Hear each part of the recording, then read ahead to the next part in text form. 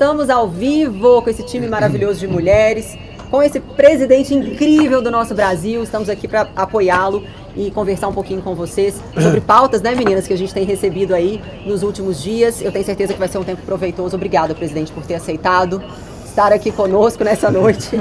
E eu queria começar já essa live dizendo o seguinte, que nos últimos dias a gente tem visto o senhor mais intenso, mais empenhado, e eu sei, eu sou mãe de duas meninas, e eu sei que esse esforço não é somente por uma questão política, não é somente por uma questão, enfim, de partido, mas porque o senhor é pai da Laura, que tem 11, né? 11 anos? 11 anos. 11 anos. Uma menina maravilhosa. O senhor é pai, o senhor sabe qual é a luta de um pai para deixar um país digno para os seus filhos. Eu, como mãe, eu sei qual é essa dor, e todas as vezes que eu vejo o senhor discursar, eu me imagino ali no seu lugar, imagino quão difícil deve ser, e eu sei que os seus propósitos são muito maiores do que só um propósito de política de Brasil, é um propósito que envolve aí a dignidade dos nossos filhos.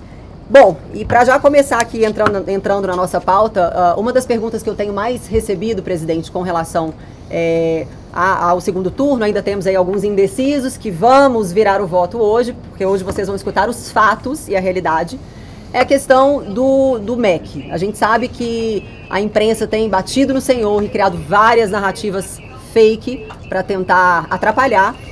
E eu fiz uma pesquisa e eu percebi ali nessa pesquisa que existe uma grande diferença entre contingenciamento e corte. O corte, na realidade, para que todos saibam, e vocês precisam saber disso, houve um corte de mais de 10 bilhões no governo Dilma, no ano de 2015. E não só isso, no ano de 2010, último ano do governo Lula, 1,9, salvo engano, bilhão foi cortado da educação.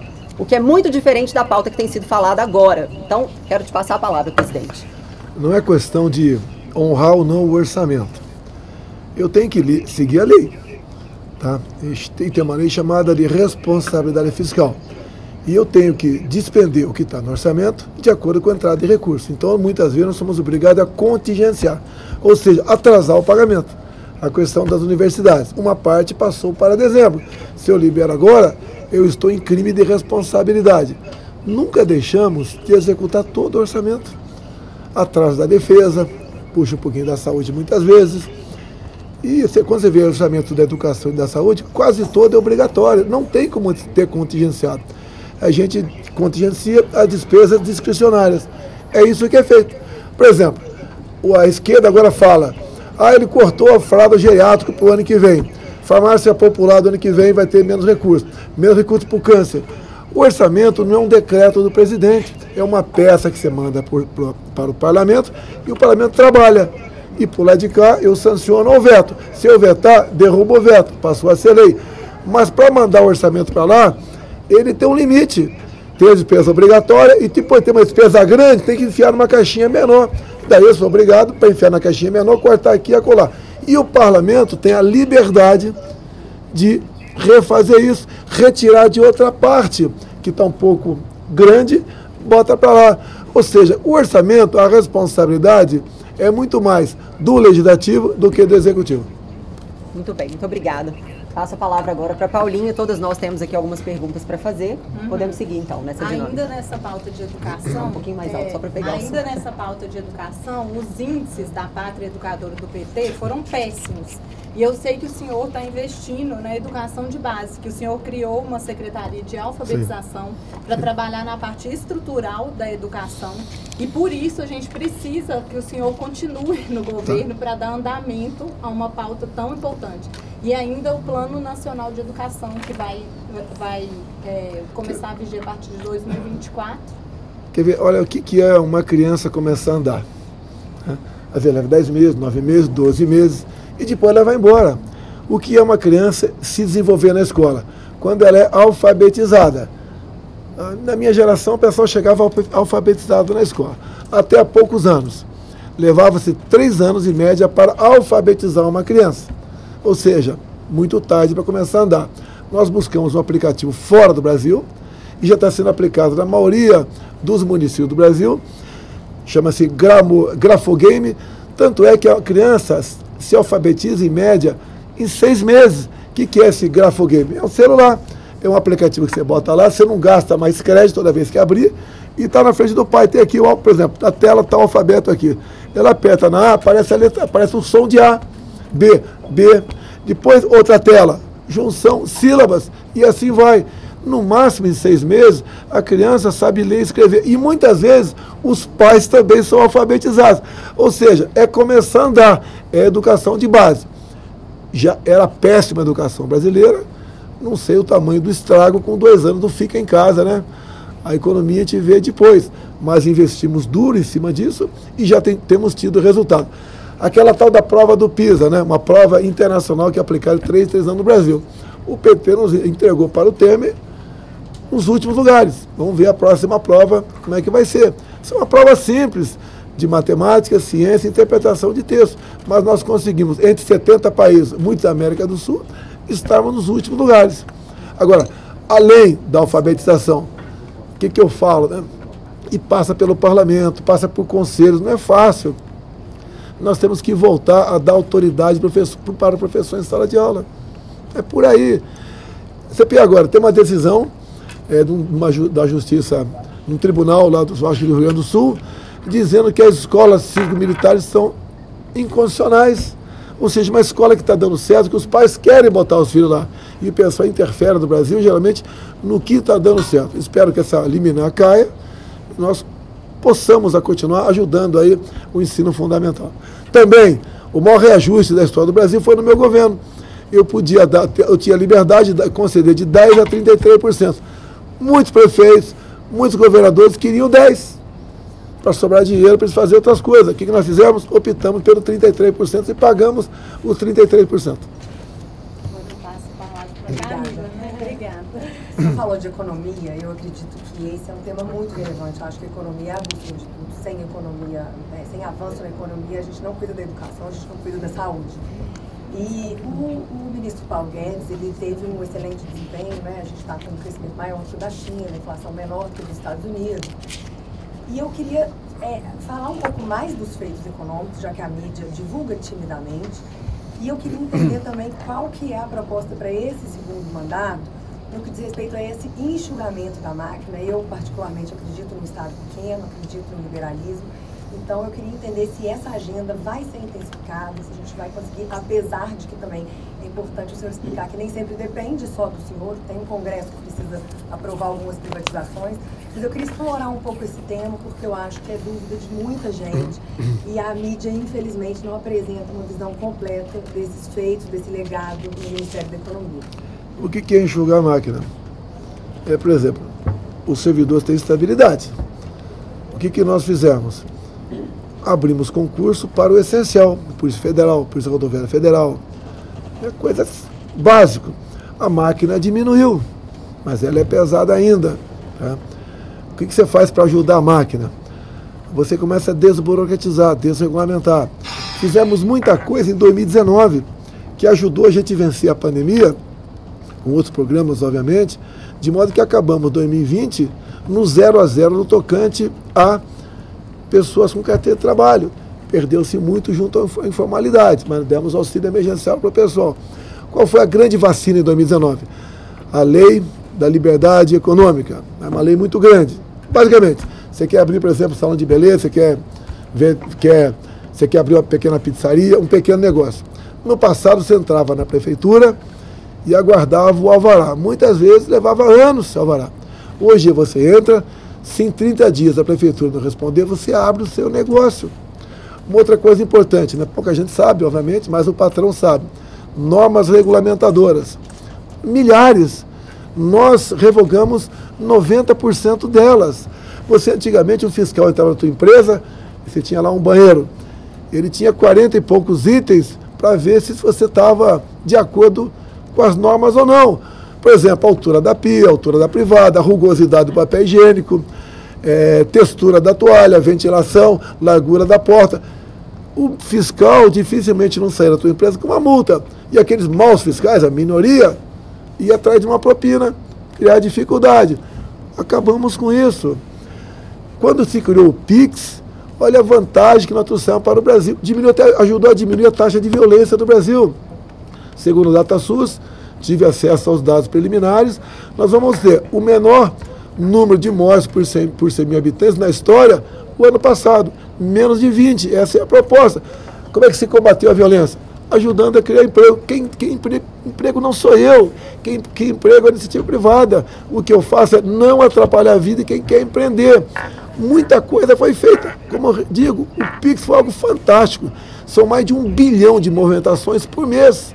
Hoje, o dono do pequeno comércio, muitas vezes, vai para casa sem dinheiro no bolso, porque ele passou a ser um banco. Lá na agência dele, o pessoal vai lá dar um Pix para ele, dar o dinheiro para o cara. Nós diminuímos em mais da metade o número de assaltos a banco no Brasil. A violência tem caído bastante. Ninguém falou em feminicídio no Brasil, comentou, se tivesse aumentado, seria ocupado. Ninguém falou em morte da população LGBT, diminuiu. Tá? Como é que você consegue isso? Várias medidas, não é apenas Ministério da Justiça e Secretaria de Segurança de cada estado. É um trabalho em conjunto. Você pode ajudar alguém a ter um emprego, essa pessoa vai dormir mais cedo, vai ficar menos tempo na rua, às vezes fazendo besteira. Assim é o governo. Assim nós ajudamos na criação de empregos. Vai fazer o que ano que vem? O pessoal quer que eu prometa. Eu não gosto de prometer, eu gosto de apresentar a obra pronta ou em andamento. Mas vamos continuar fazendo o que nós fizemos. Você pode ver o que o Paulo Guedes fez, por questão de pouco tempo. Ele, via decreto que eu assinei, nós reduzimos em 35%, né, o IPI de 4 mil produtos. Nós, por exemplo, com o apoio do parlamento, botamos o teto no imposto dos combustíveis, álcool, etanol, diesel, gás de cozinha, e zeramos os impostos federais, que eram absurdos isso. Eu não podia zerar na canetada. Fizemos com o parlamento brasileiro. Mesmo fazendo isso, renunciando receita, estamos arrecadando mais. Ou seja, fomos na contramão do que todos fizeram. Tá? Veja um cara aí, o discurso é de 2016, o vídeo dele está lá, ele confessa, né? Quebramos o Brasil. O que temos que fazer? Criar impostos. E o que ele disse? Disse que vai cortaria naquela época benefício dos mais humildes. Você sabe de que eu estou falando, o vídeo dele está por aí. O que assumir a presidência e não aceitar pressões para indicar gente para ministérios, para estatais e para bancos oficiais. Grande foco de corrupção. Você não vê corrupção no meu governo. Se aparecer, a gente ajuda a apurar, pô. Sem problema nenhum. Acontece, é o ser humano que está aí. Hoje vocês conhecem os nossos ministros e o perfil deles. São pessoas que acredito que são muito, mas muito melhores do que ministros outros, de outros governos que nos antecederam. Você pega do governo anterior do meu, quase todos foram presos. Como é que era a indicação de ministro do passado? Cada partido indicava um ministro, um diretor de estatal, de banco oficial. Era assim, não tinha como dar certo. O pessoal entrava atrás do quê? Arranjar facilidade. Botamos um ponto final nisso, começamos a dar um exemplo. O pessoal fala muito em cartão corporativo, né? Pô, cartão corporativo gastou 3 milhões. Gasta sim. São 2 cartões que mexem com tudo quanto é despesa.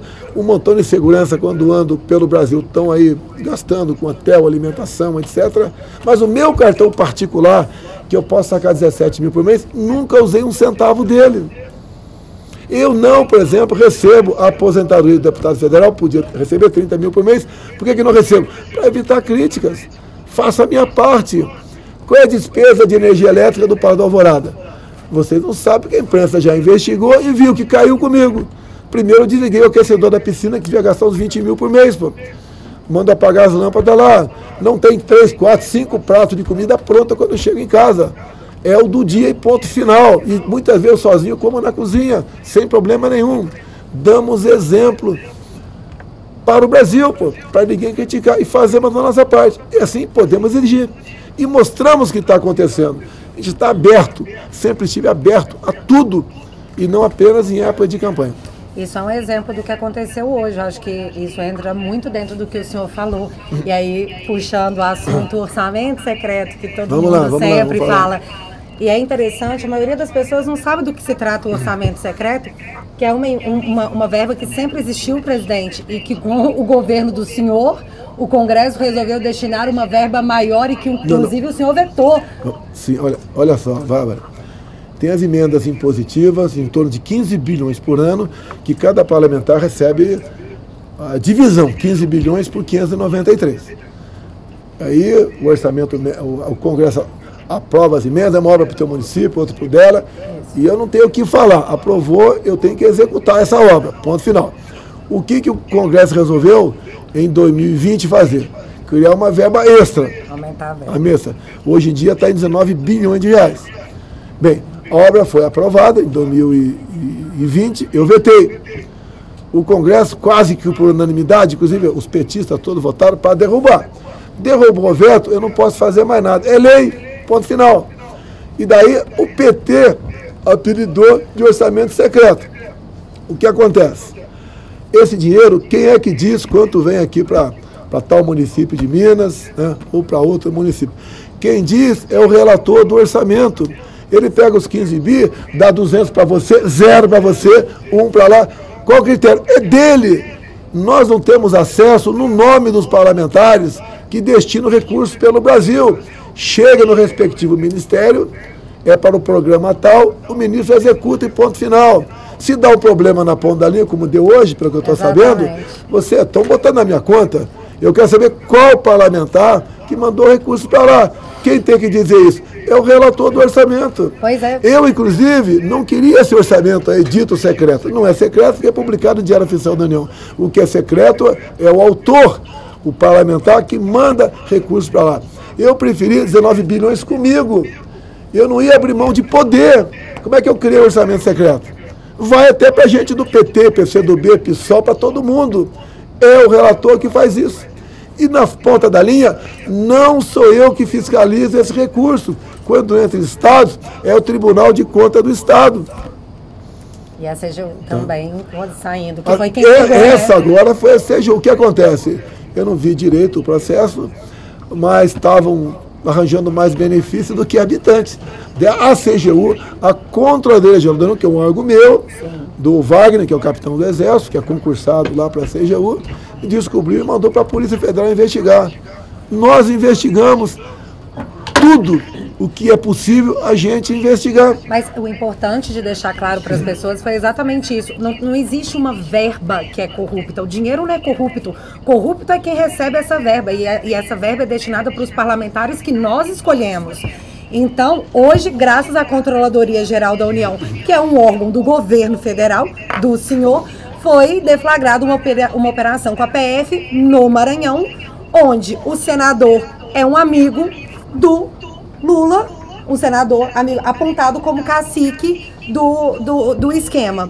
E isso só foi pego porque nós temos como controlar esse orçamento. E é muito injusto as pessoas não darem os créditos da tentativa de distribuição, porque é legítima pelos parlamentares, com o controle exercido para que chegue à ponta de cada necessidade do Estado, e isso foi uma coisa que o senhor aplicou dentro desse orçamento.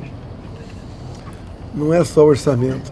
A corrupção existia de forma bastante extensa em estatais. A Petrobras, por exemplo, o que o PT fez? Deu a presidência para um partido, cada diretoria para outro partido. E daí virou uma festa lá dentro. O pessoal interferia em tudo. Tá? E a estatal chegou a se endividar ao longo do governo Lula e Dilma em 900 bilhões de reais. Eu duvido quem consiga mensurar o que é isso. A gente consegue mensurar. Eu faço uma comparação simples. 60 vezes o gasto com a transposição do São Francisco. Isso é uma pontinha. Aqueles 40, 50 milhões no apartamento do Gedel, na Bahia, não foi a fada madrinha que botou lá, tirou aquela grana da Caixa Econômica Federal, porque era diretor lá. Pergunte para a Dani, que é presidente da Caixa, se eu indiquei ou alguém indicou algum diretor para a Caixa. Ninguém. Todos os ministérios, bancos oficiais estatais, o responsável pelos cargos são os respectivos ministros.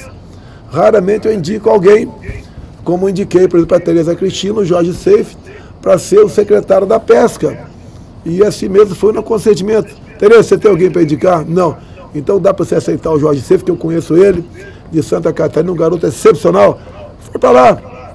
Se candidatou a senador, agora se elegeu, pô. Tereza Cristina, quem ela é? Um dos ministérios mais importantes nosso. O mais importante é economia, defesa, né? Vamos dizer, estrategicamente falando. Mas a agricultura continua com a Tereza Cristina. Ela montou o seu ministério. Ela rodou o mundo, abriu novos mercados, Falou comigo, eu fui negociar fertilizante com o Putin, com toda a imprensa atirando de ponto 50 em cima de mim. Negociei, levei uma equipe enxuta e o fluxo de fertilizante não foi interrompido para o Brasil. Nós, sem fertilizantes, poderíamos estar passando fome, ter uma alta enorme nos alimentos em casa e deixarmos de exportar para mais de 1 bilhão de pessoas, né, que se alimentam do que é produzido no Brasil. É um trabalho que a gente faz e o chefe tem que decidir. É igual às vezes em casa, você tem que decidir alguma coisa com o teu marido ou sozinha, com os teus filhos. Você não pode deixar a filharada fazer o que bem entender. Que a indecisão é a pior coisa que pode acontecer. O Brasil, todo mundo quer estar com a gente. Ninguém tem o que nós temos, riquezas minerais, agricultura, pecuária, tá? Temos biodiversidade, água em abundância, água doce, né, para você produzir muita coisa aqui. Por irrigação, brevemente estaremos produzindo aí em 1 milhão de hectares trigo lá em Roraima, com tecnologia da Embrapa, porque lá é uma área quente. O Brasil está indo para frente, o agro 10. Essa proposta do Paulo Guedes de reduzir o IPI, o que ele fala nisso? Reindustrializar o Brasil. E olha só, cortou 35%. Ele vai cortar 100%. É proposta para o futuro, porque percebemos que não há perda de arrecadação por parte dos estados. Porque você deixa de gastar numa coisa, ou gasta menos, você gasta noutra e gera imposto por lá de lá. Pulveriza, né, o imposto. Você vai mexendo na economia.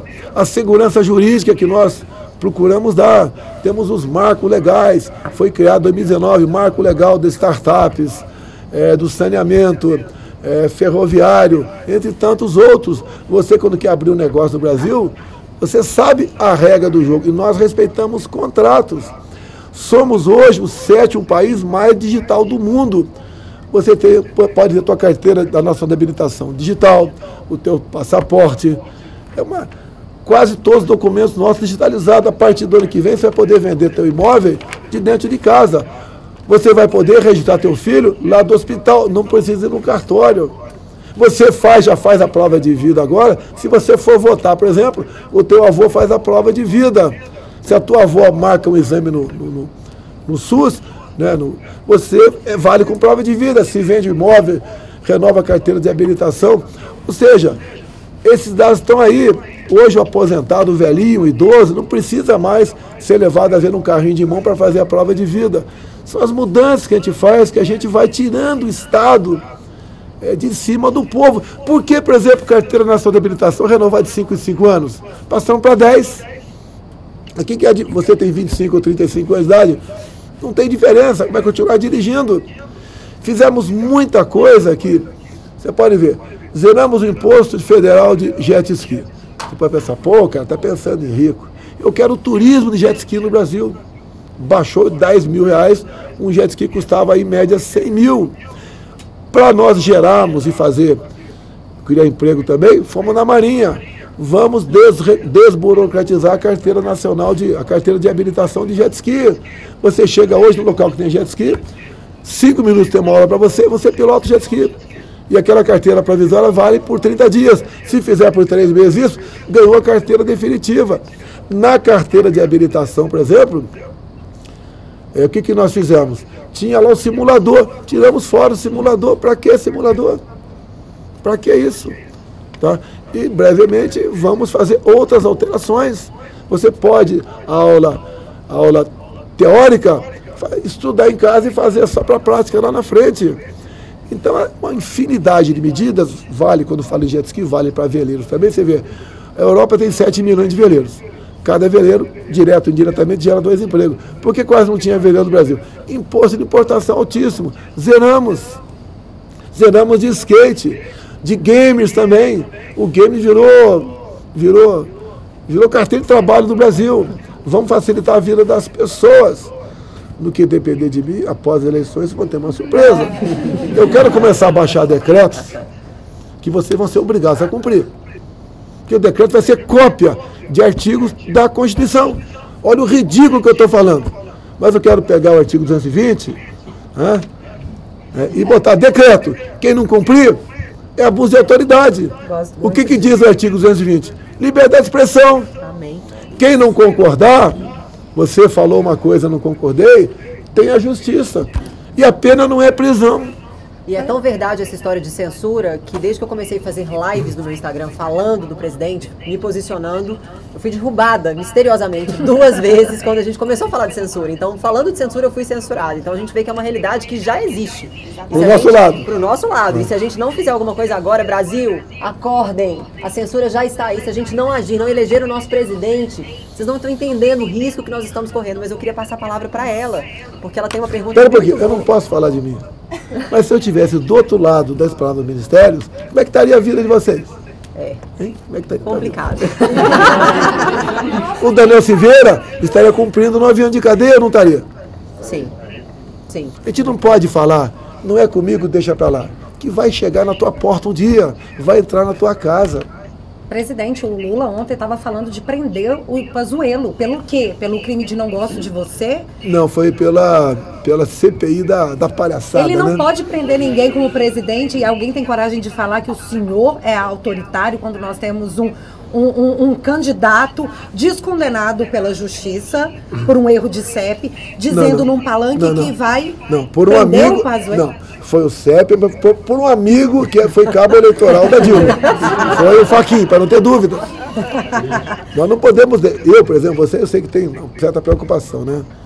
Por mim, ninguém vai querer dar uma canetada para cima de mim, que o bicho vai pegar.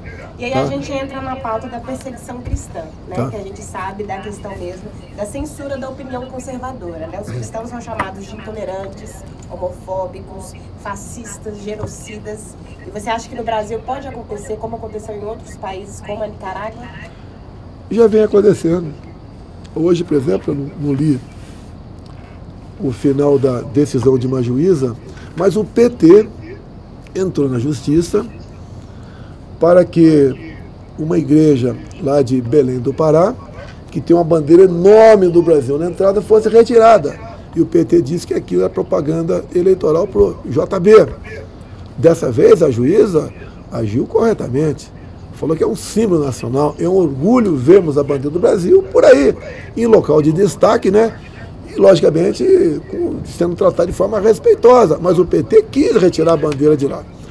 Hoje, pedi para aquele bandeirão que existe lá em Brasília, mandei pegar uma usada enorme, não sei quantos metros quadrados tem, mandei botar lá no Alvorada, que é a minha casa. Eu acho que ninguém vai ter a coragem de falar, retira daí, senão eu vou te dar uma multa de tanto sei quanto por dia. É a nossa bandeira do Brasil. Então a questão da censura vai devagar. Certas coisas você não perde de uma hora para outra. Você perde com o tempo. No passado se falava em ditadura, como é que acontecia a ditadura? Alguém metia o pé na porta de uma autoridade, ó, sai daí, ou matava ou prendia, e assumia o comando daquele país. Hoje em dia, vai devagar, tira um direito aqui, tira um lá. Quando tu vê, tu tá amarrada. Aí você não pode fazer mais nada. É o que está acontecendo com o Brasil. Eu sou uma resistência a isso daí. O preço que eu pago, perseguição, persegue esposa, filhos, amigos. O deputado Francisquini, do Paraná, que foi cassado, é porque ele era do meu partido. Ele abriu uma live e faltava 10 minutos para acabar as eleições de 2018. Teve 400 mil votos. O que o Alexandre de Moraes entendeu? Né? Ele entendeu que ele interferiu nas eleições do Brasil ao abrir uma live e falar sobre inconsistências nas urnas eletrônicas. Caçou o cara. Ele foi absolvido por 7-0 no Tribunal Regional Eleitoral e foi cassado por 6-1 no TSE. E isso o Alexandre falou, criamos jurisprudência para quem reclamar da urna ter o mandato cassado. Eu não quero complementar isso daqui. Tá? A questão de urna está lá com a Comissão de Transparência Eleitoral, onde as Forças Armadas foram convidadas e vem fazendo um trabalho de evitar possíveis fraudes. Porque vai que ele fala que a gente está tentando aqui levar a pessoa a um entendimento errado com fatos verdadeiros, né? Como ontem. Como aconteceu ontem. É um absurdo, sem comentar. Com todo respeito, para que está servindo os advogados hoje em dia no Brasil? Não é crítica aos advogados, não. Se recorre e não consegue nada. Ou eu quero, é o que alguns do judiciário dizem, eu quero, eu não quero, ponto final. Sim, esse é o ponto mesmo, porque eu sempre acreditei nas instituições, né? A gente forma para acreditar nas instituições. E eu fico muito perplexa, porque eu acredito que a gente tem uma Suprema Corte hoje, que infelizmente tem um lado, e o TSE também recentemente está dando todas as provas de que a parcialidade é o que guia a sua atuação. E aí a gente teve há 2 dias esse episódio em que o TSE ordenou que a plataforma Brasil Paralelo excluísse um vídeo que continha matérias jornalísticas, né, portanto verídicas, e eles disseram o seguinte: as matérias elas são verídicas, né, esse jornalismo que eles apresentaram é real, mas eles podem induzir a conclusão do eleitor sobre aquele candidato. Então, é nesse nível que a gente está chegando, de impedir que as pessoas pensem de forma diferente do que eles querem. E como que a gente resolve, como que a gente freia esse abuso?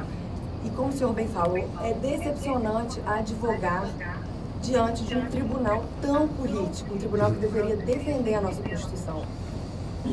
Você tem que ver a composição do Supremo. Atualmente, você tem 7 indicados pelo PT. 2 por mim, 1 pelo Temer e 1 por Fernando Henrique Cardoso. E quando o Lula precisou de algo do Supremo, ele conseguiu. Ele curtiu quase 2 anos de cadeia, daí reinterpretaram a prisão em segunda instância e foi colocado na rua.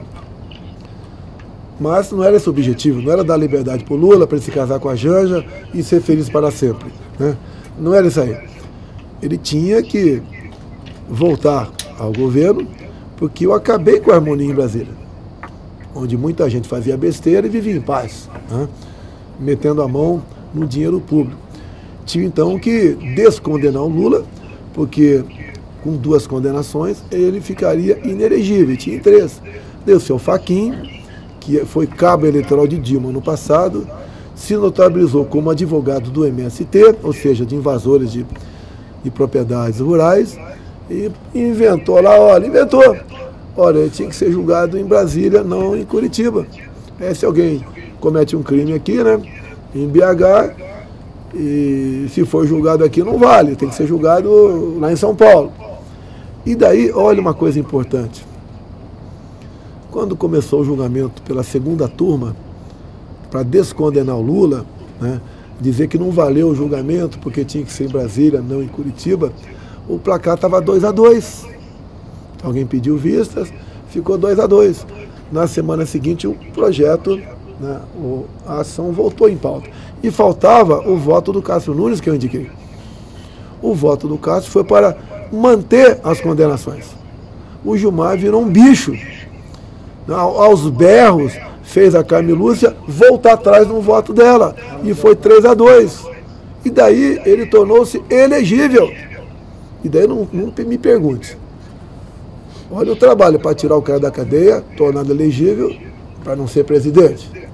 O próprio Alexandre de Moraes, quando a PF, o CAD, começa a investigar o Instituto de Pesquisa, que influenciam nos votos, o que o Alexandre faz?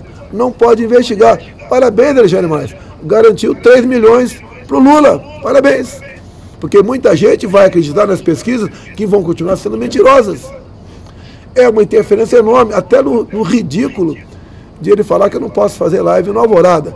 Se coloque na minha situação. Não pensa que eu estou feliz, não estou me sentindo, não estou revoltado, né, que não posso falar palavrão, tá? Com o que está acontecendo. Porque eu gasto energia elétrica, talvez R$10 de energia elétrica, fazendo uma live lá na biblioteca, onde é a residência oficial do presidente. Daí eu ando 20 km da casa do amigo, 10 carros, 50 segurança, quanto eu gasto? Mas qual o objetivo? Tentar tirar você do sério, tentar você cometer deslizes, deixar você chateado, né? mais hipersensível. Estou suportando um montão de coisa pelo meu Brasil, dentro das 4 linhas. Eu peço a Deus uma reeleição para eu trazer todo mundo para dentro das 4 linhas. Quero editar um montão de decretos copiando artigos da Constituição. E todo mundo vai ter que cumprir. O que é todo mundo? Quem está me ouvindo e quem está me ouvindo. Tirando aí os inimputáveis, né? Todo mundo vai ter que cumprir. Senão a gente não consegue viver a harmonia. Esse é o meu trabalho. Isso é o que eu faço, eu brinco muito. Ontem encontrei com a primeira-dama, oi, tudo bem, o que você está fazendo aqui? Ela, e você que está fazendo aqui? Ela acabou de fazer uma reunião lá em São Luís do Maranhão.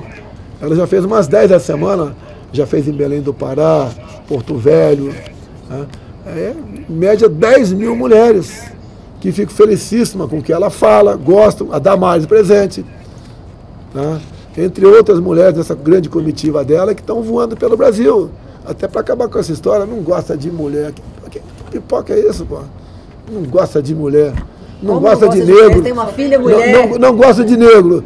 Pô, meu sogro é o Paulo Negão, tem uma medalha de pacificador com palma, que tirei o Celso Negão, estava morrendo afogado numa lagoa em 78. Você não gosta, se não tivesse um carinho pelo ser humano, deixava o Celso morrer afogado. Mas, presidente, na falta não gosta de nordestino. O meu sogro é cabra da peste do Ceará, pô. Mas na falta de narrativa, eles sempre vão inventar. Inclusive, um fato que eu quero trazer aqui, que eu fiz muitas pesquisas, eu tenho lido muito e pesquisado, Bárbara tem me ajudado aqui, me ajudou muito hoje, inclusive. Nós sabemos que no meio de 2020, o senhor, nessa correria aí da vacina, o senhor participou de um convênio mundial e o senhor assinou uma medida provisória destinando 2 bilhões para as vacinas para poder viabilizar a produção e aquisição da vacina. E isso foi através, salvo engano, a AstraZeneca, certo? Através da Fiocruz. E as pessoas não falam disso, as pessoas distorcem a conversa, né? Qual é a crítica? Ele não comprou vacina.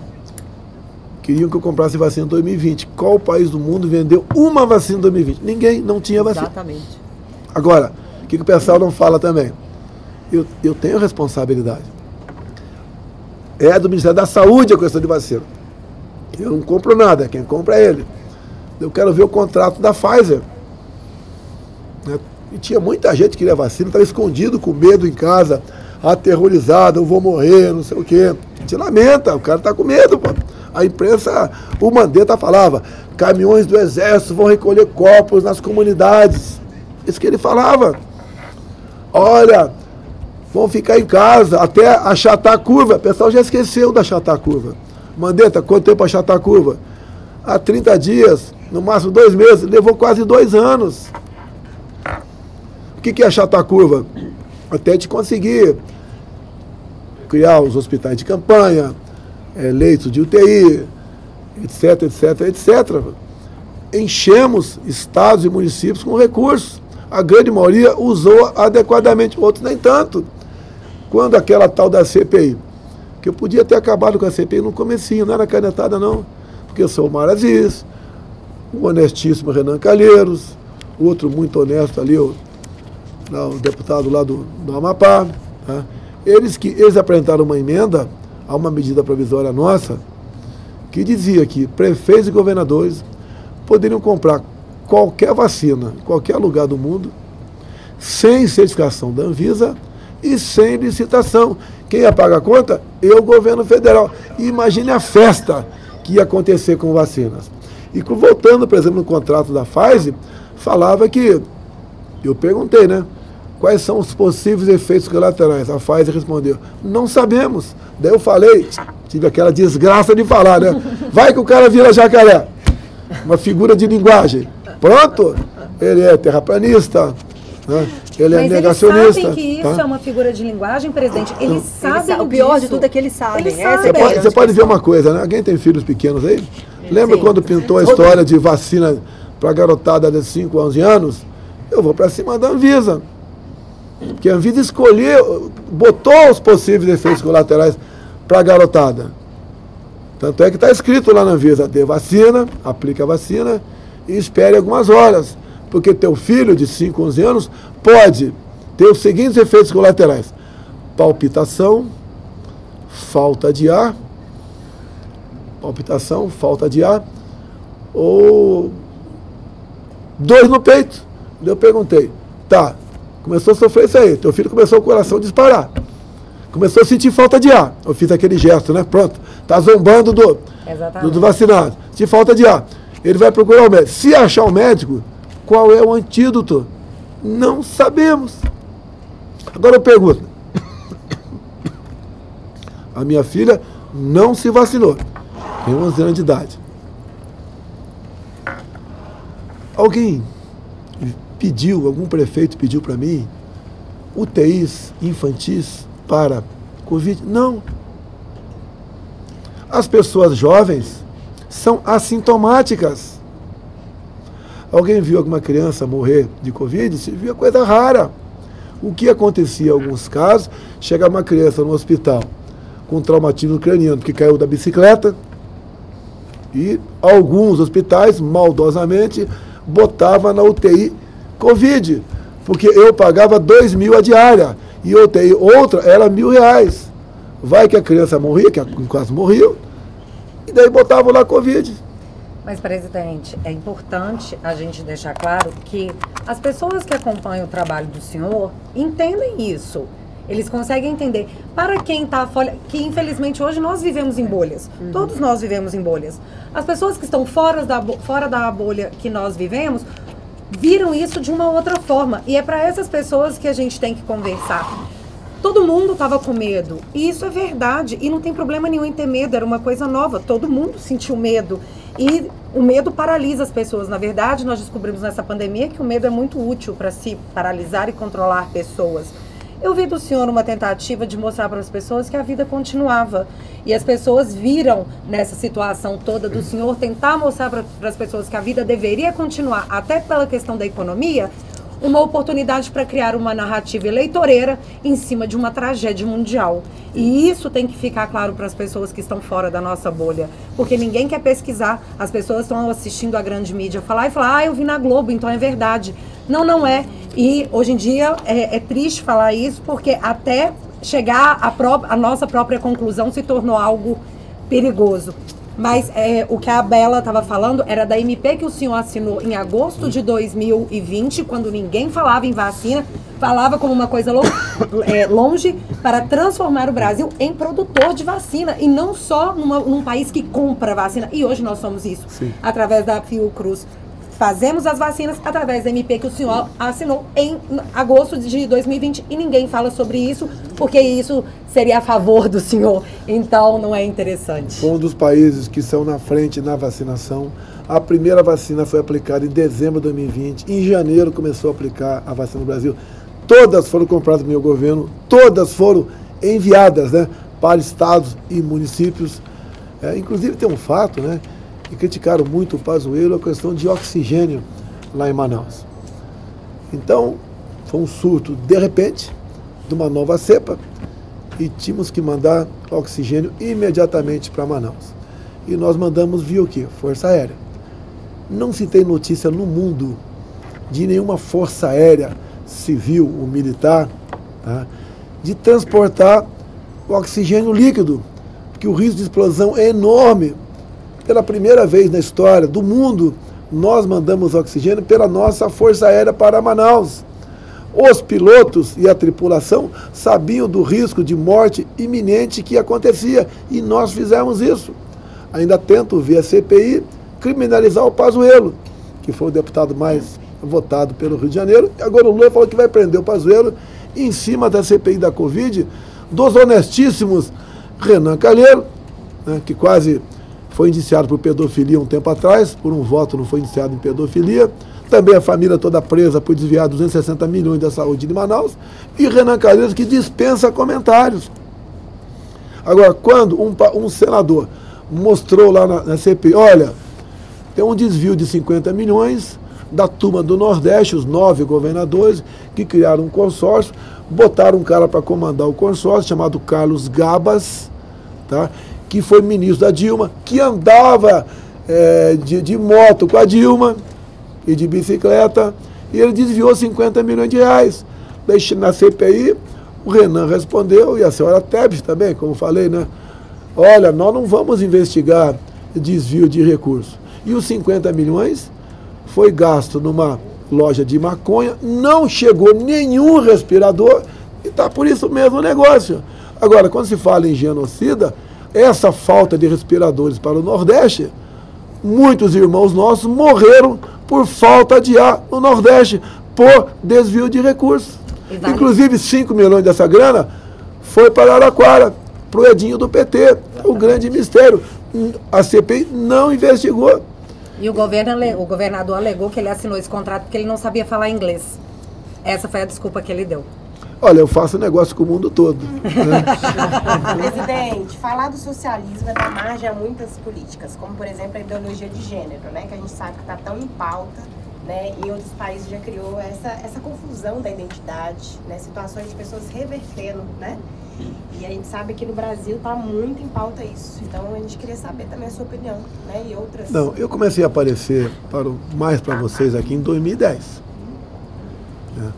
Quando eu descobri um decreto de 2009 do Lula, né, chamado PNDH3, Plano Nacional de Direitos Humanos, terceira versão, onde tinha 180 capítulos. Que esse decreto foi para a senhora Maria do Rosário, né, a nossa ministra do passado dos Direitos Humanos. Tá? Então, desses 180 capítulos, um dos capítulos para ensinar na escola era desconstrução da heteronormatividade. É ensinar para a criancinha de 5, 6 anos que a mamãe podia ser um homem, o papai podia ser uma mulher. Olha, não tem nada a ver com a vida particular de quem quer que seja. A escola é um ambiente onde a criança fica refém de um professor, né? De um bom ou mau professor. E começaram a tocar isso na cabeça da molecada. Eu descobri, ocupei a tribuna e começou um escândalo em Brasília, né? Daquele tal do kit, naquele momento. O mundo caiu na minha cabeça, homofóbico. Tá? Até a primeira vez que me chamaram, né, de misógino, eu não sabia o que era. O que é misógino? Será que é bacana esse negócio? Mas uma assessora, vê esse negócio aí. Ah, não gosto de mulher. Então eu gosto de homem. Pô. Nós mulheres podemos falar que ele não é, né, mulheres? Nós somos muito bem recebidas. Mas qual o objetivo? Como é que eu domino uma sociedade? É dividindo. Como é que eu arrebento com o teu casamento? De acordo com você, né? Alguém começar a ligar para a tua casa, a dar um recado para a Bárbara, que eu estou apaixonado pelo marido, atende aquela troça lá. Se bem que hoje não tem mais telefone fixo, né? O telefone aí é o celular. Mas começar a mexer, quebrar a tua confiança no teu marido em você. É destruir a família brasileira. É mais fácil de dominar. Também parte pela questão das drogas. Tá? Quando começa, a gente vê em casais aí que o filho começa a se perder, bagunça a família, né? Interferir na escola, desde lá de trás. Olha, as eleições na escola agora, o diretor, a diretora não vai ser um critério, vai ser por eleição. A molecada vota na tia mais bacana. Começa a aprovação automática. Eu lembro de uma professora de São Paulo, conversou comigo, já tem mais de 15 anos, e ela falou, olha, aqui decidiram que a aprovação ultrapassando a 95%, eu ganho o 14º salário. E você está procedendo como? Abandonei, aposentei a caneta vermelha. Eu vou perder o 14º salário? E outra, se eu botar muita tinta vermelha, tenho colegas aqui que estão sendo criticadas, que estão fazendo bullying com o aluno está ficando traumatizado com muita cor vermelha na prova dele. Pais estão ficando revoltados, querem que aquele professor saia da sala de aula. Deixa acontecer, aprova todo mundo. E você vê hoje em dia, nós temos aplicativos, né? A gente chega numa escola qualquer, aplica uma prova na garotada, né? Rapidamente você consegue ver que a molecada da 8ª série, em algumas matérias, tinha que estar na 2ª. Aprovação automática. Muita gente se ilude achando que botando um papel na parede escrito diploma resolveu o problema dele. Muitas vezes um curso superior, o cara termina um curso superior e não sabe fazer quase nada. Eu levo para a carteira de habilitação lá atrás, né? Você queria contratar um motorista e tinha carteira, era muito comum vender carteira naquele tempo, você botava o cara para dirigir. Se começa a se arranhar a marcha, né? Hoje não tem mais isso, aquela pessoa não era contratada. É a mesma coisa do diploma. O diploma não é um salvo-conduto para você. O diploma é uma prova que você cursou algo e você tem conhecimento, mas nem sempre o diploma demonstra conhecimento.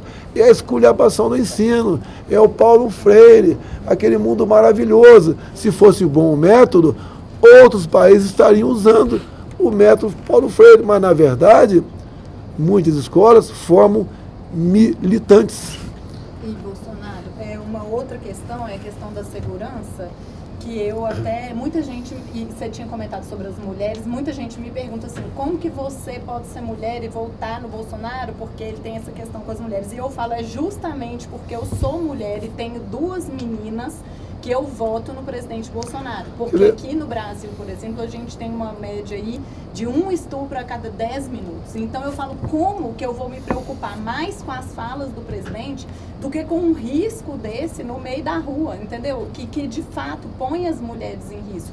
Então eu realmente eu me sinto muito mais segura com a sua política de governo e eu realmente, eu me sinto muito melhor, minhas filhas... Feminicídio caiu no Brasil. Gravidez na adolescência caiu também com a gente. Só tem boas notícias. Como falei, entramos em menos de 20 mil mortes por 100 mil habitantes em 2021. Aprovamos, sancionamos diversas leis. E lei, quando é feita no parlamento, a gente participa muitas vezes da feitura daquela lei. Não sei o que vocês pensam. Laqueadura, por exemplo. Mudou-se a legislação, eu sancionei. Até 2, 3 meses atrás, a mulher tinha que ter 25 anos para fazer laqueadura. Passamos para 21. A laqueadura só podia ser feita 6 meses após o parto. Passamos para no momento do parto. As casadas tinham que ter autorização do marido. Acabamos com a autorização do marido. Porque o homem, eu sou, né? Reage mais para fazer a vasectomia. Muitos acham que vão ter problemas, né? E não faz. Muitos não querem que a mulher faça porque ele está preocupado. Opa, ela sem a laqueadura, ela vai ser mais fiel. É a verdade, quando você fala, causa um escândalo por lá de lá. A nova lei da laqueadura, com participação nossa, entendo que alguém pode ter opinião diferente aí. Mas ajudou a mulher. Quer ver um grande trabalho da Dani, da Caixa Econômica Federal, a questão de microcrédito. Uma de vocês, por exemplo, é casada, né, vive situação complicada, o marido, por vezes, aí, o companheiro é meio violento, e muitas vezes você não sai de casa, por quê? Você não tem o que fazer. Então, com o microcrédito da Caixa Econômica, e também com orientação para uma profissão para ela, muitas vezes ela procura a Caixa, pega 3, 4, 5 mil, monta seu salão de beleza, monta aí o seu kit para vender salgadinho, e vai começar a cuidar da tua vida, ser independente econômica. A melhor coisa para a mulher se ajudar a si própria, ela é ter a sua independência econômica. A Caixa tem dado isso para milhares de mulheres. Você vê quando você fala em mulher, estou vendo muita menina aqui com cabelo grande, né? Bacana, eu acho bonito também. Né? Mas as mulheres que vivem na Amazônia, ou então lá na ilha de Marajó, o transporte, em especial em Marajó, é o aquaviário. É um barquinho que tem um motor e tem um eixo comprido até a hélice lá na popa. Né? E o que acontece com o cabelo comprido? Muitas vezes mulheres evangélicas que têm o cabelo comprido descuida, enrola o cabelo no eixo e são as escalpeladas. Arranca todo o couro cabeludo fora e, por vezes, o couro da face também. Como vivem essas mulheres? Escondidas, de vergonha, que não tem cirurgia plástica, que resolva o assunto, pode minimizar. O que nós fizemos quando fala em mulher? 2 ações. Comando da Marinha, pegar esses barcos e, junto com a Capitania dos Portos, vai ter que ter proteção. Já está a pleno vapor. Outra coisa, buscamos as escalpeladas, escondidas em casa. Demos o benefício, a BPC, para elas. Porque mais do que isso, estavam jogadas dentro de casa, escrava dentro de casa muitas vezes. E é uma aparência realmente... triste você ver. Demos o BPC para elas, sim. Seu tempo está quase voltando conosco, continua. E eu gostaria... Não, seu tempo é meu. O Fred que veio me falar. Quem está falando aí? Ei, Fred! A culpa não é minha, Fred. Qual é a próxima missão minha? Eu vou para o Nordeste. Tem missão no Nordeste hoje? Então vamos... Não, calma aí, vamos mais um pouquinho aqui. Então atendemos as escalpeladas. Em 2018 falava, ele vai acabar com o seguro de defesa. Tempo assim, né? O PT fala, ele vai aumentar o preço da gasolina depois das eleições. Aumentar como? Está na lei, pô. Ele vai acabar com o Auxílio Brasil depois das eleições. Está na lei. O combustível também, a narrativa é que após as eleições, que o senhor está segurando o preço da gasolina para após as eleições o preço voltar. O senhor poderia esclarecer para fora da nossa bolha? O combustível não foi a Petrobras que diminuiu seu valor. Exatamente. Diminuiu muito pouco. A grande diminuição foi no teto do ICMS, imposto estadual, e no zeramento dos impostos federais, definidos em lei, votado na Câmara e no Senado. Eu sancionei, foi lá para trás da gasolina, lá para baixo. É um legado que o senhor Sim. deixou para o Brasil. Agora, essa lei de teto de ICMS. Quando nós votamos o teto de ICMS e o zero no impostos federais, lá no Senado, todos os senadores do PT votaram contra. Eles queriam que continuasse o combustível alto. Quando nós votamos o Auxílio Brasil, que passou o Bolsa Família em média 190 para 400, agora 600, todos os deputados do PT votaram contra na Câmara dos Deputados, que eles queriam o Bolsa Família lá embaixo, uma miséria, e a gasolina lá em cima. Para chegar agora na campanha, tá vendo? Eu vou resolver esse assunto e o povo passando fome. Votaram contra o marco de saneamento também. Parabéns, votaram contra o marco de saneamento. Para eles interessa o filho do pobre, né, continuar andando em esgoto e ir para o hospital. Morrer muitas vezes por doenças outras. Para eles, quanto mais na miséria tiver o povo, melhor. Como é que vive o povo da Venezuela hoje em dia? O povo que tem a maior riqueza em petróleo do mundo vive numa situação de miséria pior do que o Haiti. Eu estive no Haiti. De dominar, né? Sim. E até você tinha comentado sobre a questão de dividir a população. Essa, inclusive, é uma das bases do socialismo, que além da propriedade privada, a eliminação, eles pregam eliminar o passado, a individualidade, as verdades eternas, as nações e a família, que é justamente tudo que dá identidade e estrutura para uma pessoa. Então, a pessoa realmente vai ficar muito fragilizada. Por isso que passam essas políticas, né? Política de gênero, de aborto, né? Todas essas coisas que desumanizam. Vamos lá, vamos dar exemplo. A Argentina tem linguagem neutra, né? Tem aborto, tá? Tem drogas à vontade, e o povo está na M, está na miséria. A Argentina, que até há poucas décadas tinha um PIB semelhante ao nosso, já tem argentino fugindo para o Rio Grande do Sul. Como todo dia, em média, recebemos 600 venezuelanos lá em Roraima. E detalhe, quem achar que não é verdade, vá lá para a divisa, chama Pacaraima. Chegam em média 600 pessoas. Os adultos pesando em média menos 15 quilos.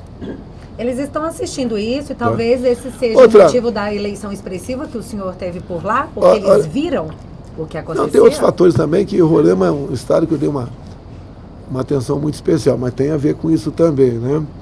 Você pode ver, quando nós recebemos mais ou menos 60 brasileiros que estavam na Ucrânia, vieram 8 cães para cá, né? No avião KC-390 da Força Aérea. Chegam 600 venezuelanos por dia no Brasil. Quantos cães chegam com eles? Alguém sabe? Nenhum, zero. Comeram todos. Comeram gatos. Comem ratos agora lá. Na Argentina, 40% da população está na linha da pobreza. Porque quando ele assumiu, ele falou, é igual a questão, é bom saber isso aí, né? Igual a questão aí da picanha. Eu vou dar picanha para todo mundo. E cerveja. Bacana. Lá, o que o presidente Fernandes fez quando assumiu? A Argentina, um grande exportador de carne. Ele proibiu a exportação de carne para sobrar para o mercado interno. No momento, sim, 2, 3 meses, sobrou. Depois, não começaram mais a criar gado. Começaram a bater as matrizes. Não, a carne baixou a oferta. Aumentou o preço muito mais do que era antes e não tem oferta. Tem desabastecimento. O que ele fez também com certos produtos que a Argentina exportava? Criou um imposto, né? Contenciones, muito bonito, né? Tinha produto que o produtor rural tinha que pagar 33% de imposto para exportação. Aqui no Brasil, de vez em quando chega um cara aí do meu lado, né? Pô, o agronegócio não paga imposto. Qual é o problema? E não vai continuar pagando. Podia cobrar um tiquinho, zero, vai cobrar nada. Igual o Pix. Vamos botar a taxinha de 1 centavo com o Pix. Não, é zero. Nós estamos arrecadando demais. O pessoal do campo está ganhando muito. Quero que ganhe mais. Eu quero multiplicar ricos e não dividir riqueza. Eu não tenho uma política para ricos e contra pobres. É para todo mundo. Se acabarmos com os patrões, não vão ter mais emprego no Brasil. Há poucos dias, o que o Lula falou? O Bolsonaro falou que o mercado está feliz. Comigo, o mercado não vai ficar feliz. Falou isso. E falou hoje também que vai revogar o teto de gastos. Vamos gastar à vontade, né? Você pode chegar em casa agora, pega um empréstimo em cada agência bancária, compra fiado, etc. Daqui vai ficar bacana 2, 3 meses, vai ficar bonito. E uma coisa depois vem a realidade. Que nem todo mundo entende, né? Que a redução da desigualdade social não quer dizer que você vai ficar numa condição boa, que é o que acontece nesses países de esquerda. Eles reduzem a desigualdade e todo mundo fica pobre. Eu quero complementar o PT. Realmente ele traz a igualdade na miséria. Exatamente. Na miséria. Tá? Olha, pessoal, se eu dar qualquer coisa para você, eu tenho que tirar de alguém. Não existe essa fórmula, vou dar picanha de cerveja, vou aumentar, vou fazer. O Lula mesmo falou há pouco tempo atrás, né? Tem que botar a casa da moeda para rodar dinheiro. Hoje, na Venezuela, uma dona de casa lá, uma coitada, né, uma pobre, sai com um saco de dinheiro para buscar um pão na rua, se é que vai achar um pão. O papel vale mais o dinheiro vale mais com o papel. E a mesma coisa na Argentina. Olha a Colômbia, até o TSE, que bacana. Obrigado, Alexandre Moraes. Está proibido usar as minhas imagens na ONU para fins políticos, né? Botar no eleitório gratuito, né? Eu ocupei a tribuna da ONU, fiz o retrato do Brasil, falei bem do Brasil, ofereci o nosso solo para padres e freiras que estão sendo perseguidos e presos lá na Nicarágua, vim para cá. E depois de mim, quem ocupou a tribuna? O jovem presidente recém-eleito da Colômbia. O que ele pregou lá? Liberação da cocaína. Foi. Menos nociva que o carro. Genial. Genial. Aí alguns, né, votam, não quer votar em mim, quer votar no outro cara, porque o outro cara é mais povão. Pessoal, se você quer alguém para operar teu filho, né, tem que ser um médico, não pode ser, com todo respeito, um açougueiro, com todo respeito. Aqui no Brasil, você tem que fazer comparações no meu governo com o outro. E bote 2 anos de pandemia, bote uma crise hídrica e bote uma guerra lá fora. Que eu fui lá negociar lá. Tá? Olha como é que está o Brasil na economia, criando empregos, recorde de criação de empregos. A informalidade já voltou. Os mais pobres atendemos com o Auxílio Brasil de R$600. Quanto tá? Vamos ver se vocês sabem aqui, né? Eu vim lá de Recife agora, estou sabendo. Um frango congelado lá no mercado. Quanto é que está no Brasil? Por aqui. Congelado? Não, congelado. Uns 20. Não, lá está 10. Uns 20. Lá está 10. Teve uma super safra de milho, interfere diretamente no preço de frango, ovos e carne suína. A BR do Mar, o primeiro navio saiu do Paraná para o Nordeste carregado de milho. Que ajuda o Brasil. Já chegaram 2 navios com petróleo, com óleo diesel no Brasil. Negociação com o Putin lá atrás. E sempre aquela pressão, né? O cara está fazendo a guerra. Queriam que eu decretasse, entrasse no embargo. Eu falei, olha, resolve o assunto? Se resolver, eu faço agora. Mas não vai resolver. E outra, estão chutando a canela de um país bélico nuclear. Não é chutando a canela de um país que não tem um potencial militar grande. Não é ser amigo ou não do Putin. Não tem amizade entre nações, tem interesse. Eu tenho interesse no fertilizante, no óleo diesel dele, ele tem interesse em outras coisas aqui no Brasil. Acertamos. O quê? Não vou falar. Não tem nada de ilegal. Cumprimos compromisso assumido do fio do bigode. A empresa ficou revoltadinha. O que ele falou com o Putin? Ai, o Putin é malvadão. Eu não entro na merda da questão. Temos no Brasil 600 mil ucranianos que vivem na região de Prudentópolis do Paraná, que no primeiro momento não gostaram da minha ida lá. Achavam que com o embargo o Putin ia sair lá da Ucrânia e tudo voltaria ao normal. Fui a Prudentópolis há 1 mês e pouco, conversei com eles, fui muito bem tratado. Não vi minha votação em Prudentópolis. Se alguém quiser vir aí, aproveita, né? Ou seja, eu tenho que mostrar para quem está no Brasil que nós somos o país que mais acolhe refugiados do mundo todo, que eu sou presidente do Brasil. Eu tenho que ver os nossos interesses. E por vezes sou obrigado a fazer o que você pode até não gostar, mas é o certo. É igual óleo de fígado de bacalhau para criança.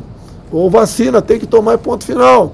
Tá? E nós fazemos isso aí. Presidente, você acha que o brasileiro, a mentalidade do brasileiro foi deturpada, numa certa forma, por tantos anos de corrupção, de toda essa articulação da esquerda, do governo do PT? Você acha que o brasileiro acostumou a ser passado para trás? Não, ele era escravizado pela imprensa. Escravizado. A imprensa era o quarto poder, como eu falava, na verdade agia como o primeiro. Botava quem tirava quem na política. Comigo, com as mídias sociais, mudou.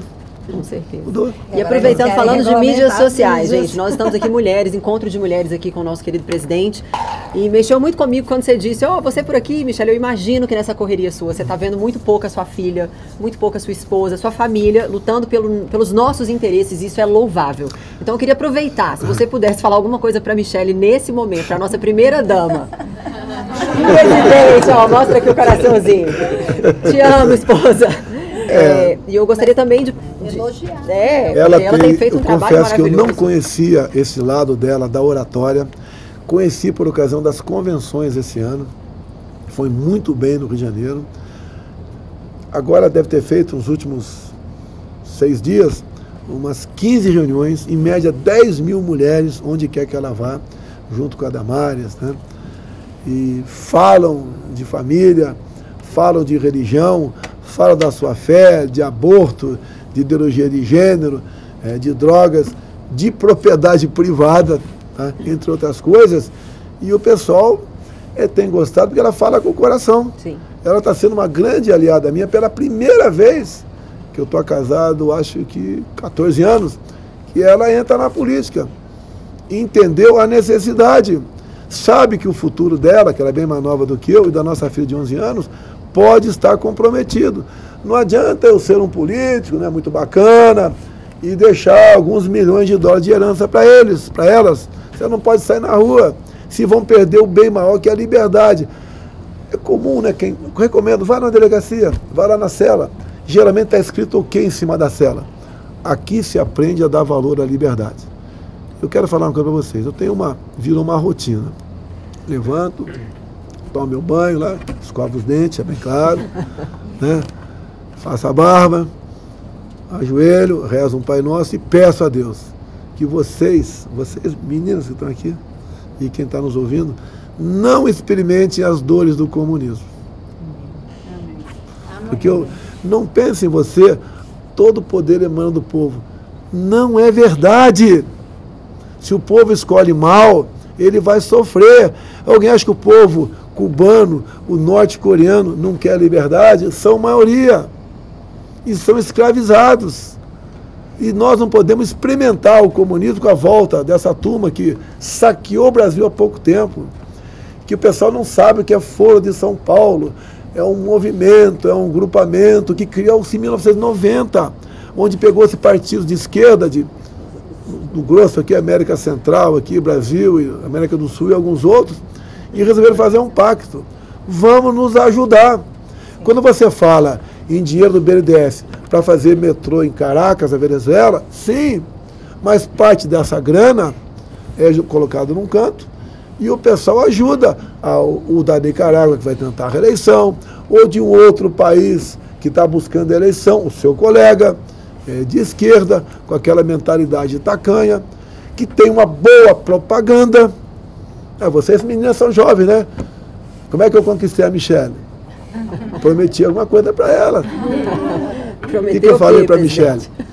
Vê se vocês queriam nesse papo aqui. O que eu falei para a Michele, né? Estava difícil, até que eu falei: enquanto não faltar água do mar, não deixarei de te amar. E ela acreditou. Você pegou nos livros. E ela acreditou. Né? Lógico que é uma brincadeira que eu estou fazendo aqui. Mas vocês que são jovens, vive o momento, né, de encontrar uma pessoa que você se apaixone e vive feliz para sempre. A esquerda prega isso. Vou te dar picanha com cerveja todo fim de semana. O Lula falou outro dia: vote em mim que eu vou te fazer feliz. Deus me livre. Só não fala. Olha o bafo. Só não fala como. Ele falou também, eu não falo o que está escrito na imprensa, eu falo dos vídeos que eu tenho. Aquele papinho de sempre, né? Vou arranjar emprego para homens e mulheres. Lembra disso? Sim. Depois ele complementa. Como? Não sei. Pô, continua acreditando nesse cara. Se você quer facilidade na política, você vai sofrer. Não tem facilidade. Eu vou aumentar isso, aquilo, dar isso, daquilo. Aquele papel, alguém tem que produzir para que seja comprado. E aquela pessoa que está produzindo, se o outro está ganhando sem trabalhar, por que eu vou trabalhar? É igual o time de futebol.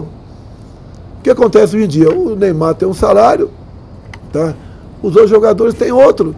Se o salário for igual para todo mundo, por que algum jogador vai querer treinar fim de semana e caprichar? Se ele fazer um gol ou não fazer, vai ganhar a mesma coisa. É igual a escola. Você já ter visto o exemplo da escola.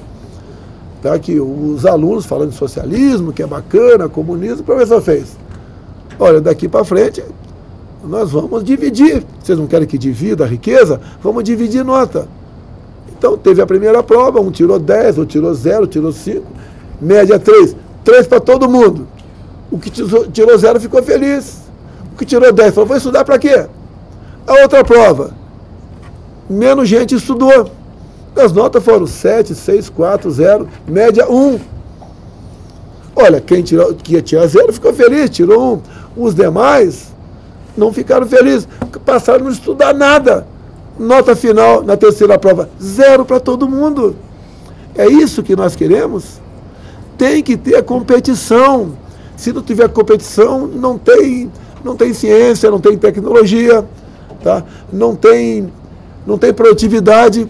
A gente vai virar como animais, vivendo em coxo, esperando chegar alguém com prato, com saco de lavagem e jogar lá e você comer.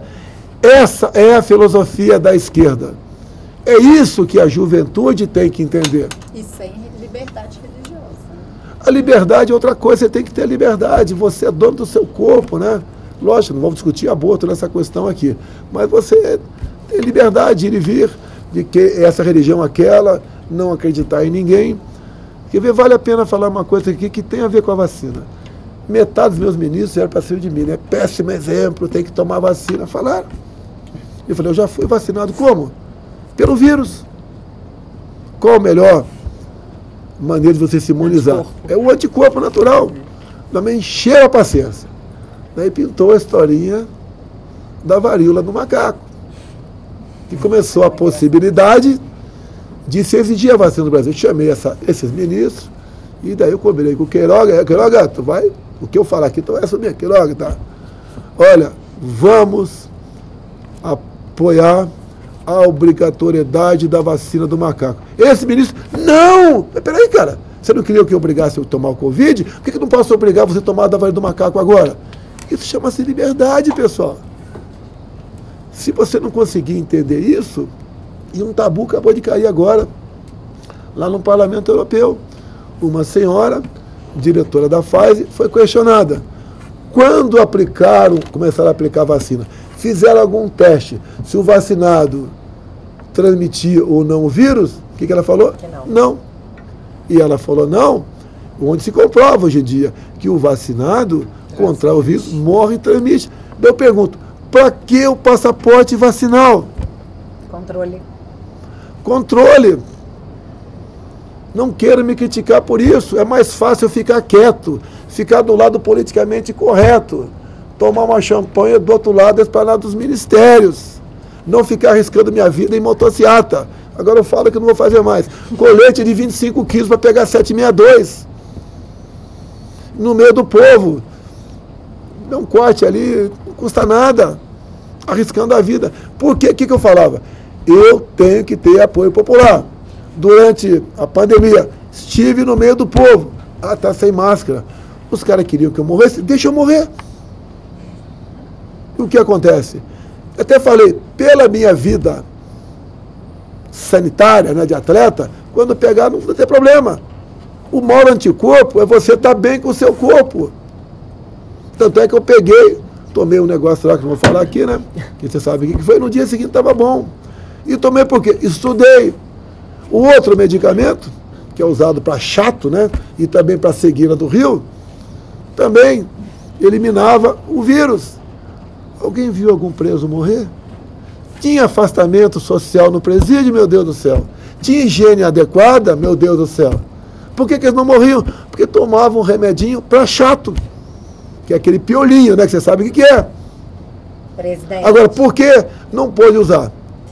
Eu não vi preso morrer, mas eu vi preso votar. E eu tô sabendo que o comemorar, senhor não pode falar isso. Celebrar. O senhor não tá podendo falar isso, nós podemos falar. Cada 5 votos. Lado, você tem não a igreja, presidente, o senhor pode de um levar lado, as pessoas à aqui. interpretação correta. De um lado nós temos um fatos, presidente pode dar problema. cuja igreja celebra, do outro nós temos um ex-presidiário cujo presídio celebra. Então, assim, é fácil escolher. Eu acho que a escolha desses dois lados aí está cada vez mais fácil para as pessoas. Só não enxerga quem não quer. Nega a existência de Deus. Então é muito bom os cristãos. E por falar em Deus, gente, que eu sei que o presidente tem hora, por falar em Deus, eu não poderia deixar nesse momento, não posso perder essa oportunidade, a gente já conversou, temos aqui uma pastora também, eu gostaria de orar pela vida do Senhor e convidar as pessoas também para nesse momento a gente fazer uma oração, porque o nosso presidente... A gente pode encerrar com a oração? Podemos, porque o senhor falou uma coisa muito importante e eu acho importante deixar claro primeiro. O Nordeste segurou o primeiro turno, somos muito gratos. Estamos aqui hoje em Minas com essas mulheres maravilhosas, mineiras, porque Minas agora tem a obrigação de fazer o que não fez esse primeiro turno. E é isso que nós vamos fazer. O senhor disse que nós tínhamos que confrontar governos com governos. Então, vamos confrontar governos com governos para quem está fora da bolha. E ontem o R7 disse que o jovem não se lembra do governo Lula.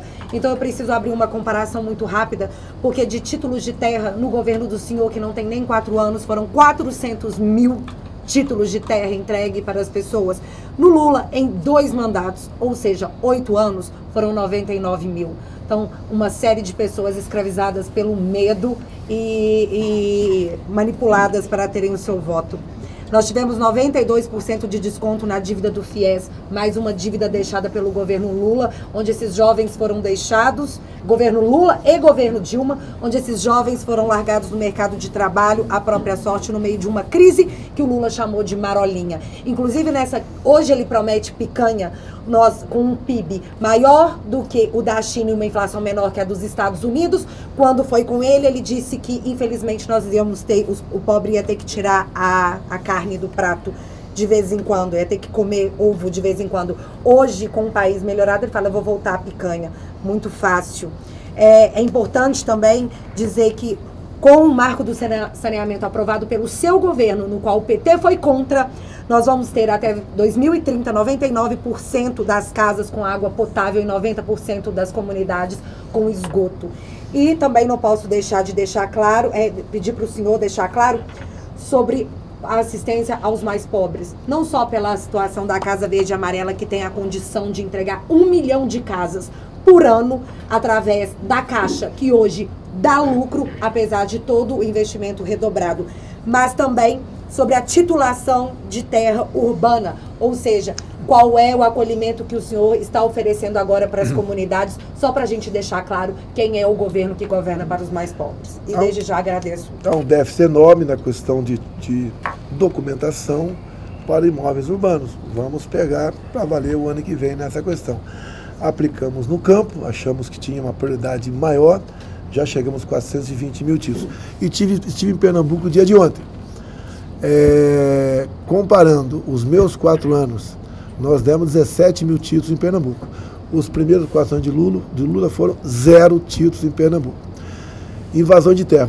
Os números não mentem, né? Você pode ver, invasão de terra no governo FHC. Tínhamos em média 1 por dia. No governo Lula, 20 por mês. No nosso governo, 5 por ano. Vamos zerar no próximo mandato, porque a gente vai titular todo mundo. Ou seja, pegamos uma casa completamente desarrumada e fizemos o possível, mesmo com pandemia, com crise ideológica, guerra lá fora. Não dá, mesmo assim, não dá para fazer comparações entre o meu governo e o anterior.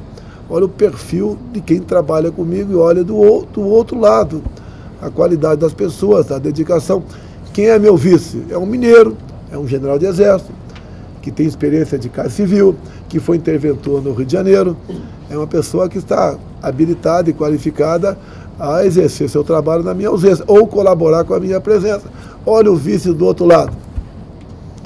Pô, o cara era católico de toda semana, né? Rezar 1/3. De repente, pelo poder, ele passa para o outro lado, bota um boné do MST e vai cantar a Internacional Socialista. Se bem que ele é um indicado, na verdade, do Alexandre de Moraes, né?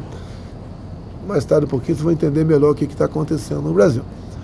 Peço a Deus, já está para o encerramento, que ilumine cada um de vocês brasileiros, que não troque o seu voto por nada, que não se venda por um prato de lentilha ou por uma promessa de picanha, né, por aquele que não deu água para os seus irmãos no Nordeste, porque o futuro de todos nós pode ser igualzinho da Venezuela, está sendo da Argentina, está sendo da Nicarágua.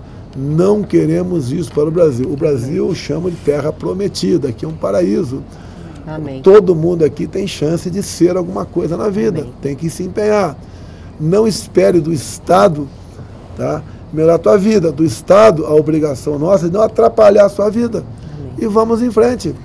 Amém. Podemos então encerrar aqui com a nossa oração. E Minas vai dar essa virada. Só para contar. Anota isso. Todo mundo no mesmo espírito, então, clamando ao Senhor nesse momento. Pai amado, Pai querido, nós te agradecemos, ó Deus, por essa noite que o Senhor preparou para nós. Nós sabemos que o Senhor tem dado graça ao teu filho, ao teu servo. O Senhor tem o blindado, ó Deus, com o sangue do teu filho Jesus, Pai. Nós te pedimos nessa noite, em concordância, todos nós que estamos aqui, todas as pessoas que estão em casa assistindo, nós intercedemos pela vida do nosso presidente, Pai. Amém. Pedimos que o Senhor livre ele de todo o mal. Cancela, ó Deus, toda seta inflamada, todo plano do maligno, Pai, que caia por terra nesse momento. Porque a tua igreja está clamando, Deus, o teu povo acordou. O teu povo clama por justiça, Pai. O teu povo clama por um país mais digno. E este homem que o Senhor levantou, Pai, é Ele que está fazendo por nós. Nós queremos te agradecer pela vida dele, Deus. E pedir que o Senhor continue dando a ele sabedoria, que o Senhor continue dando a ele paciência, graça para enfrentar todos esses inimigos, assim como o Senhor fez com Davi, Pai. Um exército de inimigos se levantou contra Davi, mas ele resistiu porque o Senhor estava com ele, Pai. E o Senhor está conosco. Nós te agradecemos e te louvamos e pedimos que o Senhor leve o nosso querido presidente em paz e que abençoe e guarde a família dele, a Laura, a primeira-dama, os filhos dele, Deus, todos que pertencem ao ciclo de amizade dele. Não permita, Pai, que o maligno toque em absolutamente nenhuma esfera da vida dele. Nós te agradecemos e te louvamos, sabendo que o Senhor já nos escutou e que dia 30, Pai, dia 30 o Senhor estará conosco e esse Brasil terá mais 4 anos do governo deste homem, desse guerreiro que tem lutado por nós, que tem dado a sua própria vida pela nossa vida, Pai. Nós te engrandecemos e te louvamos em nome de Jesus. Amém. Muito obrigada, presidente. Muito obrigada, meninas. Muito obrigada.